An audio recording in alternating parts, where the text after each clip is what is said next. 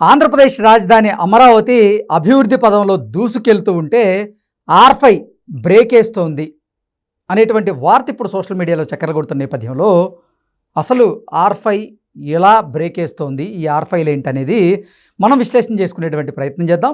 ప్రస్తుతం మనతో పాటు ఉన్నారు ప్రముఖ రాజకీయ విశ్లేషకులు, ప్రముఖ సీనియర్ జర్నలిస్ట్ సిఎస్ రావు గారు. సార్తో మాట్లాడదాం. Sir, hi sir. Hello. Andhra Pradesh రాజధాని అమరావతి అభివృద్ధి పదంలో దూసుకెళ్తూ ఉంటే ఆర్ఫై మాత్రం బ్రేక్ వేస్తుంది అనేటువంటి వార్త ఇప్పుడు సోషల్ మీడియాలో చక్కర్లు కొడుతుంది. ఏంటి సార్ దీని మీద మీ విశ్లేషణ? ఇప్పుడు ఏంటి ఆర్ఫై? ఆర్ఫై అంటే ఆర్ఫై జోన్. ఈ ఆర్ఫై జోన్కు సంబంధించినటువంటిది ఒకదాన్ని క్రియేట్ చేశారు జగన్మోహన్ రెడ్డి గారు ముఖ్యమంత్రిగా ఉన్నటువంటి రోజుల్లో. అక్కడ ఏం చేశారు ఆయన? ఆర్ఫై జోన్లో అమరావతి ఇతర ప్రాంతంలో ఉండేటువంటి పేదలకి అక్కడ సెంటు భూమి ఇచ్చారు. సెంటు భూమి ఇచ్చి అక్కడ ఇల్లు నిర్మించాలి అనేటువంటి ఒక ప్రయత్నం చేశారు. ఆ ప్రయత్నం చేసినటువంటి క్రమంలో దాదాపు 50,000 మందికి ఏమో ఆర్ఫై జోన్లో ఈ 1 సెంటు స్థలం ఇచ్చేసి దాంట్లో ఇల్లు కట్టించేటువంటి కార్యక్రమానికి శ్రీకారం చుట్టారు జగన్మోహన్ రెడ్డి గారు.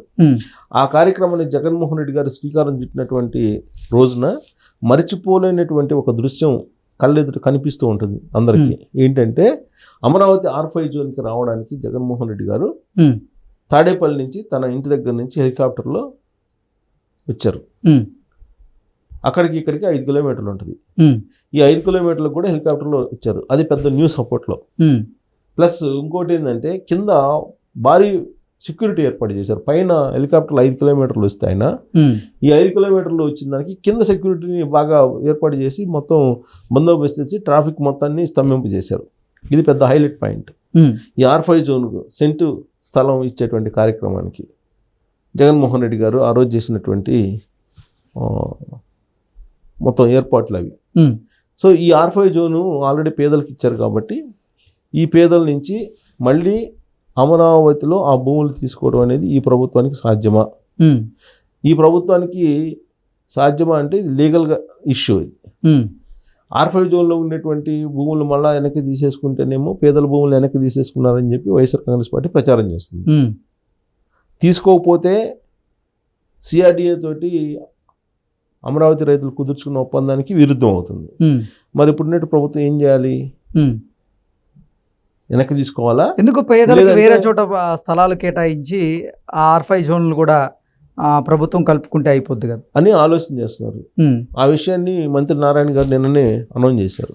ఆర్ఫై జోన్లో ఎవరికైతే భూములు ఇచ్చారు జగన్మోహన్ రెడ్డి గారు అప్పట్లో వాళ్ళందరికీ కూడా వేరే ప్రాంతంలో ఎన్టీఆర్ జిల్లాలో ఏర్పాట్లు ఇస్తాం వాళ్ళకి అని చెప్పి అనౌన్స్ చేశారు. కానీ లీగల్గా ఇప్పుడు వైఎస్ఆర్ కాంగ్రెస్ పార్టీ వాళ్ళు అమరావతి ప్రాజెక్టు ముందుకు పోనీయకుండా ఉండేలాగా ప్రయత్నం చేస్తున్నారు. రకరకాల ప్రయత్నాలు చేస్తున్నారు. దాంట్లో భాగంగా జగన్మోహన్ రెడ్డి గారు ఏం చేశారు? హైకోర్టు ఇచ్చినటువంటి తీర్పుని సవాల్ చేస్తూ అప్పట్లో ముఖ్యమంత్రి హోదాలో ఆయన గవర్నమెంట్ సుప్రీంకోర్టులో పిటిషన్ వేశారు. అది ఇప్పుడు సుప్రీంకోర్టులో ఉంది. సుప్రీంకోర్టులో ఈ హైకోర్టు ఇచ్చినటువంటి తీర్పు మీద క్లియరెన్స్ వచ్చేంత వరకు కూడా అమరావతి ఆంధ్రప్రదేశ్ రాజధాని అని చెప్పి గెజిట్ రావడానికి కూడా అవకాశం లేదు. అందుకే కేంద్ర ప్రభుత్వం ఇవాళకి కూడా ఆంధ్రప్రదేశ్ రాజధాని అమరావతి అని చెప్పి అఫీషియల్గా చెప్పట్లా. బీజేపీ వాళ్ళు చెప్తున్నారు నాయకులు. కానీ అఫీషియల్గా గెజిట్ వచ్చేంత వరకు కూడా దాన్ని అమరావతి రాజధాని ఆంధ్రప్రదేశ్ రాజధాని అని చెప్పి ఎలా అనగలం? ప్రయత్నం చేస్తున్నారు. ఇప్పుడు ప్రభుత్వం ప్రయత్నం చేస్తుంది. మేము ప్రయత్నం చేస్తాం. ఖచ్చితంగా కూటమి ప్రభుత్వం అక్కడ ఇక్కడ ఉంది, డబుల్ ఇంజిన్ సర్కార్ ఉంది, ఖచ్చితంగా గెజిట్ తీసుకొస్తామని చెప్తున్నారు. తీసుకురావచ్చు కూడా, తీసుకురావడానికి అనుకూలమైనటువంటి వాతావరణం కూడా ఉంది. కానీ నీకు సుప్రీంకోర్టు పరిధిలో ఉన్నప్పుడు నీ కేంద్ర ప్రభుత్వం ఎలా ఇస్తుంది? ఇచ్చే అవకాశం లేదు కదా. ఒకవేళ ఇచ్చినప్పటికీ కూడా అది సుప్రీంకోర్టు పరిధిలో ఉంది కాబట్టి దాన్ని ధిక్కరించినట్టు అవుతుంది. అందుకే ఆచితూచి అడుగులు వేస్తుంది కేంద్ర ప్రభుత్వం. సరిగ్గా ఇలాంటి పరిస్థితి వస్తుందని ముందే జగన్మోహన్ రెడ్డి గారు ఎక్స్పెక్ట్ చేశారు. అందుకే ఆ రోజు ఆయన దాన్ని సవాల్ చేస్తూ సుప్రీంకోర్టుకి పిటిషన్ వేశారు. ఈ లోపల ఆర్ఫై జోన్ని క్రియేట్ చేశారు. అప్పుడు ఆర్ఫై జోన్ని క్రియేట్ చేసి పేదలకు అందరికి కూడా సెంటు భూమి అక్కడ ఇచ్చారు. సో అక్కడ ఇచ్చినటువంటి పేదలు 50,000 మంది సుమారుగా ఉన్నారు. వాళ్ళందరి చేత ఇప్పుడు మళ్ళీ పిటిషన్ వేయించేటువంటి అవకాశం. ఒకవేళ ఆర్ఫై జోన్ని మేము రద్దు చేస్తున్నాము, ఆర్ఫై జోన్ సంబంధించినటువంటి ఎవరైతే లబ్ధిదారులు ఉన్నారో వాళ్ళందరూ భూములు మేము మళ్ళీ వెనక్కి తీసేసుకుంటున్నాం, వాళ్ళకి వేరే చోట ఇస్తామని అంటే అందరూ ఒప్పుకోవచ్చు, నిరాకరించవచ్చు, ఒప్పుకోవచ్చు కొంతమంది. ఇప్పటికైతే అందరూ అంగీకరిస్తున్నారని చెప్పి తెలుస్తుంది. ఎందుకంటే ముందు నుంచి కూడా తెలుగుదేశం పార్టీ ప్రతిపక్షంలో ఉన్నప్పుడు కూడా చెప్పింది, మేము అధికారంలోకి వస్తే R5 జోన్లో మేము దాన్ని అమరావతి CRDA తోటి రైతులతో కుదుర్చుకున్న ఒప్పందం ప్రకారమే, మాస్టర్ ప్లాన్ ప్రకారమే మొత్తం రాజధాని నిర్మాణం జరుగుతుంది. ఈ R5 జోన్లో అక్కడ వాళ్ళు ఉండటానికి లేదు, అది చెల్లదు, చట్ట ప్రకారం కూడా చెల్లదు అని చెప్పారు. ఎందుకంటే రైతుల దగ్గర నుంచి భూములు తీసుకున్నారు. రైతులు దేనికోసం ఇచ్చారు భూములు? అమరావతి రాజధాని కోసం ఇచ్చారు. కానీ అక్కడ మేము రాష్ట్రంలో ఉండే ఇతర ప్రాంతాలు, అమరావతి ఇతర ప్రాంతంలో ఉండేటువంటి వాళ్ళకి మేము పంచుతామని అంటే వాళ్ళు భూములు ఎందుకు ఇస్తారు? ఇవ్వరు కదా. ఆ రోజు స్వచ్ఛందంగా వచ్చి ఎందుకు ఇచ్చారు? రాజధాని నిర్మాణం జరుగుతుంది, దానివల్ల మేలు జరుగుతుంది అనే ఉద్దేశంతో వాళ్ళు ఇచ్చారు. ఆ మేరకు CRDA కూడా ఒప్పందం చేసుకుంది. ఆ CRDA ఒప్పందంలో కూడా అదే ఉంది. అలా కాకుండా ఒప్పందానికి విరుద్ధంగా నువ్వు R5 జోన్లో నేను పేదలకు ఇస్తాను అని చెప్పి నువ్వు ఎప్పుడైతే మాస్టర్ ప్లాన్ డివైడ్ చేయాలనుకుంటున్నావో అప్పుడే అక్కడ రైతులు రివర్స్ అయ్యారు. సో కాబట్టి ఇప్పుడు వాళ్ళని R5 జోన్ నుంచి తరలించి వాళ్ళకి ఇచ్చినటువంటి పట్టాలను రద్దు చేసేసి అక్కడ మాస్టర్ ప్లాన్ ప్రకారం అమరావతి నిర్మాణం చేపడతామని చెప్పి నారాయణ గారు అన్నారు. ఇప్పటికే అమరావతికి సంబంధించినటువంటి పనులు చాలా శరవేగంగా జరుగుతున్నాయి. ఆల్రెడీ నీకు జంగిల్ క్లియరెన్స్ అయిపోయింది. 20,000 కోట్ల రూపాయలు సుమారుగా టెండర్లు కూడా ఫైనల్ అయిపోయినాయి. మిగతా 40,000 కోట్ల రూపాయలకు సంబంధించిన టెండర్లు కూడా డిసెంబర్ ఎండింగ్ నాటికి 3వ వారం నాటికి అయిపోయే అవకాశం ఉంది.